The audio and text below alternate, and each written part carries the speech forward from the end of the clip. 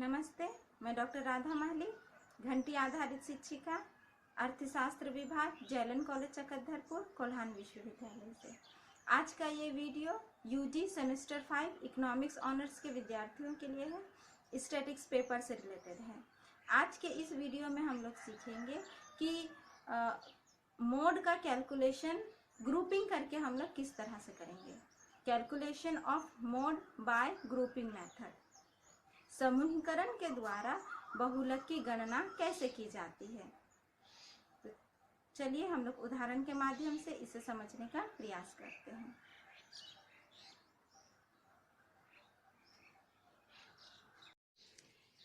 अब हम लोग इस एग्जाम्पल के मदद से ये सीखेंगे कि डिस्क्रीट सीरीज में ग्रुपिंग करके हम लोग मोड का कैलकुलेशन कैसे करेंगे। इसे समझने के लिए हम लोगों ने यहाँ एक उदाहरण लिया है। यहाँ देखिए, साइज ऑफ द आइटम 2, 3, 4, 5, 6 ये 13 तक गया हुआ है। उसके बाद फ्रीक्वेंसी 3, 8, 10, 12, 16, 14, 10, 8, 17, 5, 4, 1 दिया हुआ है। तो हम लोग मोड को किस तरह से डिसाइड करेंगे, क्योंकि यहाँ पर हाईएस्ट फ्रीक्वेंसी 17 है और उसका नियरेस्ट फ्रीक्वेंसी 16 है। इन दोनों के बीच में सिर्फ 1 का अंतर है, तो ग्रुपिंग करना पड़ेगा। 1 का अंतर रहे, 2 का अंतर रहे, 3 का अंतर रहे तो ग्रुपिंग करना है। 4 या 4 से अधिक का अंतर रहेगा तो ग्रुपिंग करने की जरूरत नहीं है। लेकिन यहाँ हम लोग देख रहे हैं हाईएस्ट फ्रीक्वेंसी 17 है और उसका नियरेस्ट 16 है, तो हमें ग्रुपिंग करने की जरूरत है। तो चलिए आज हम लोग सीखेंगे कि हम लोग मोड में फाइंड करने के लिए ग्रुपिंग कैसे करेंगे। तो सबसे पहले हम लोग क्या करेंगे, x को यहाँ कॉलम में हम लोग लिख लिए हैं, जो साइज दिया हुआ था और जो फ्रीक्वेंसी दिया हुआ था उसको भी लिख लिए हैं। ग्रुपिंग करने के लिए आपको ध्यान देना है कि जो फ्रीक्वेंसी वाला कॉलम होगा उसको हम लोग 1 लिखेंगे। उसके बाद 2, 3, 4, 5, 6 तक आपका कॉलम जाएगा, 6 तक आपको आगे बढ़ना है। तो अब हम लोग देखेंगे कि हम लोग इसमें ग्रुपिंग कैसे करेंगे। सबसे पहले फ्रीक्वेंसी वाला कॉलम तो 1 है, उसके बाद जो दूसरा कॉलम हम लोग ले रहे हैं ऊपर से 2 फ्रीक्वेंसी को जोड़ेंगे। हम लोग फ्रीक्वेंसी को जोड़ना है, एक्स को जोड़ना नहीं है। यहाँ से हम लोग 2 का जोड़ी लेंगे, तो 3 और 8 कितना हो गया, 11। फिर यहाँ 2 का जोड़ी लेंगे, 10 और 12, 22। फिर 16 और 14 ये हो गया 30। इसी तरह 10 और 18, 10 और 8 जोड़े तो ये हो गया 18। उसके बाद 17 और 5 को हम लोग जोड़ेंगे तो ये हो गया 22। 4 और 1 हो गया 5। तो इस तरह से हम लोग जो 2 नंबर का जो हमारा कॉलम था, इस 2 नंबर का कॉलम में हम लोग ऊपर से ही 2 का जोड़ी लिए। अगर यहाँ 1 ठो अंक बच जाता, उसका जोड़ी नहीं मिलता, तो उसको हम लोग ऐसे ही छोड़ देते।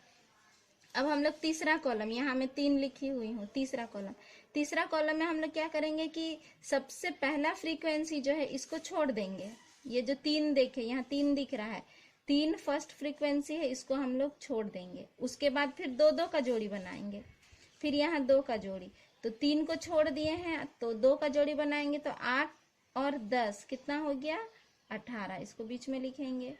फिर यहाँ 12 और 16 ये कितना हो गया, 28। उसके बाद में 14 और 10 ये हो गया 24। फिर 17 और 8 ये हो गया 25। और 5 और 4 ये हो गया 9। देखिए 1 छूट गया है, 1 का जोड़ी नहीं है, तो हम लोगों ने इसको छोड़ देंगे, ऐसे ही छोड़ देंगे। तो हम लोग तीसरा नंबर का जो कॉलम था उसमें 1 फ्रीक्वेंसी को छोड़ दिए थे, 1 घर को छोड़ दिए थे, उसके बाद 2 का हम लोग जोड़ी लिए। अब हमारा चौथा कॉलम में हम लोग को ऊपर से ही 3 को जोड़ना है, 3 का जोड़ी बनाना है। तो यहाँ तीनों फ्रीक्वेंसी को लेंगे, 3, 8 और 18। ये तीनों को हम लोग ले रहे हैं, 3, 8 और 10, ये तीनों को हम लोग लेंगे, तो ये हो गया आपका 21।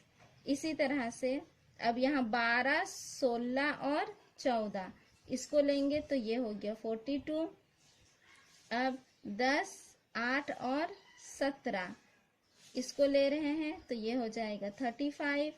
उसके बाद क्या बच गया, 5, 4 और 1, इसको जोड़ दिए तो ये हो गया 10।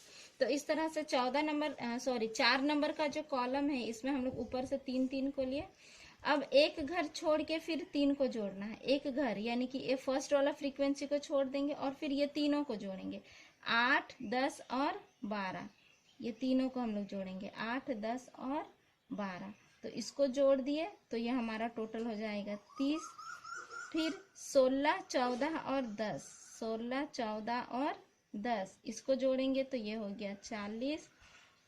फिर 8, 17 और 5, 8, 17 और 5 इसको हम लोग जोड़ेंगे तो ये हो गया 30। अब छठा कॉलम हमारा आ रहा है। छठा कॉलम में हम लोग क्या करेंगे, यहाँ देखिए, यहाँ लास्ट में 4 और 1 बचा, 3 का जोड़ी नहीं बन पाएगा इसलिए छोड़ देंगे इसको। छठा नंबर वाला जो कॉलम रहेगा इसमें हम लोग कौन 2 फ्रीक्वेंसी को छोड़ देंगे, इसको हम लोग छोड़ देंगे, 2 घर को हम लोग छोड़ देंगे, ये 2 फ्रीक्वेंसी को। उसके बाद हम लोग 3 को जोड़ेंगे तो 3 और 8 इसको हम लोग छोड़ दिए।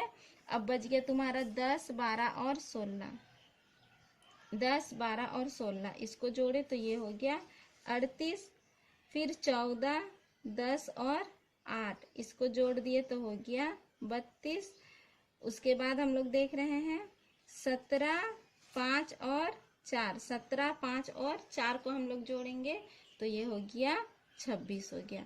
तो इस तरह से हम लोग छठा कॉलम में क्या किए, 2 ठो घर को छोड़ दिया और उसके बाद हम लोग 3 को जोड़ के ले लिए।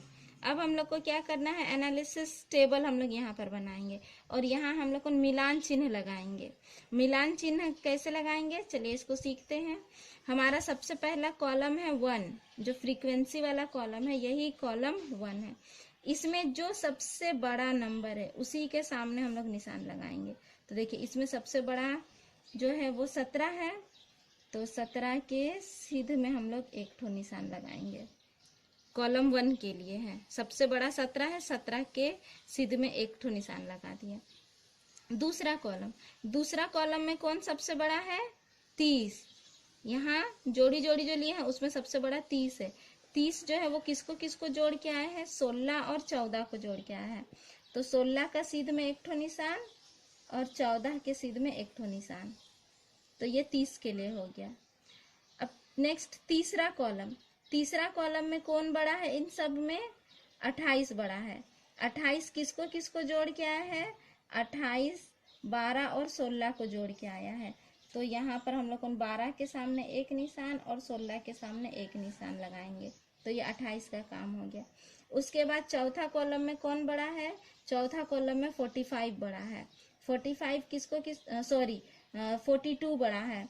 तो 42 किसको किसको जोड़ के आया है, 12, 16, 14। तो हम लोग यहाँ पर 12 के लिए एक निशान, 16 के लिए एक निशान और 14 के लिए एक निशान लगाएंगे। तो इस तरह से 42 के लिए हम लोग तीनों में निशान लगा चुके हैं। पांचवा कॉलम में कौन बड़ा है, 40 बड़ा है। 40 किसको किसको जोड़ के आया है, कौन 3 लोगों को जोड़ के आया है, 16, 14 और 10, इन तीनों को जोड़ के आया है 40। तो हम लोग यहाँ 16 जो है, 16 के सीध में एक निशान, उसके बाद 14 के सीध में एक निशान और 10 के सीध में एक निशान लगाएंगे। तो ये 40 के लिए हम लोग निशान लगा चुके हैं। नेक्स्ट हमारा 6 नंबर का जो कॉलम है, उस 6 नंबर का कॉलम में कौन सबसे बड़ा है, 38 बड़ा है। 38 किसको किसको जोड़ के आया है, 10, 12 और 16। तो 10, ये 12 और ये 16, इन तीनों के लिए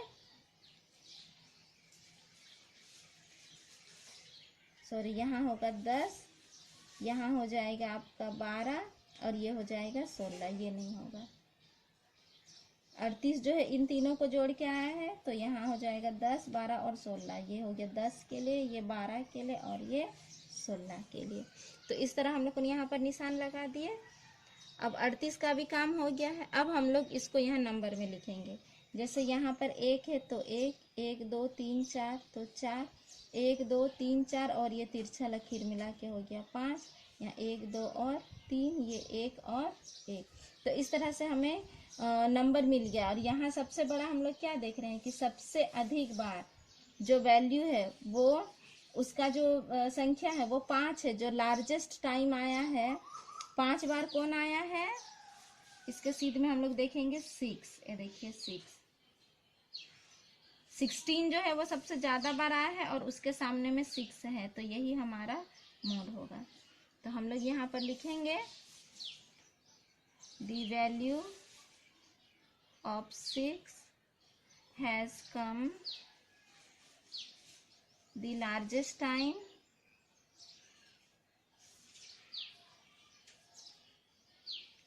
पांच बार आया है, हेंस मोड इज, देखिए उसके सामने में कौन है 6 है, तो मोड इज 6, ये हो जाएगा हमारा आंसर। तो इस तरह से हम लोगों ने सीखा कि डिस्क्रीट सीरीज में यानी कि खंडित श्रेणी में हम लोग ग्रुपिंग करके मोड को किस तरह से फाइंड करेंगे।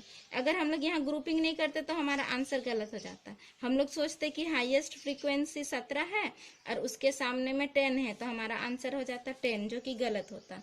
तो इस तरह से जैसे मैं पहले भी बताई कि हाईएस्ट फ्रीक्वेंसी और उसका नियरेस्ट फ्रीक्वेंसी के बीच में गैप अगर 1 रहेगा, 2 रहेगा, 3 रहेगा, तो ग्रुपिंग करके ही आपको मोड को देखना है। अगर 4-5 का गैप रहेगा, अंतर रहेगा, तो वहां ग्रुपिंग करने की जरूरत नहीं है। तो यहाँ हम लोग ग्रुपिंग करके देखे और हम लोग क्या देखे कि आंसर जो है आपका 6 है, तो मोड जो है वो 6 है। तो आज के वीडियो के लिए इतना ही। अगले वीडियो में हम लोग सीखेंगे कि कंटिन्यूअस सीरीज में हम लोग ग्रुपिंग करके मोड का कैलकुलेशन कैसे करेंगे। तब तक के लिए धन्यवाद।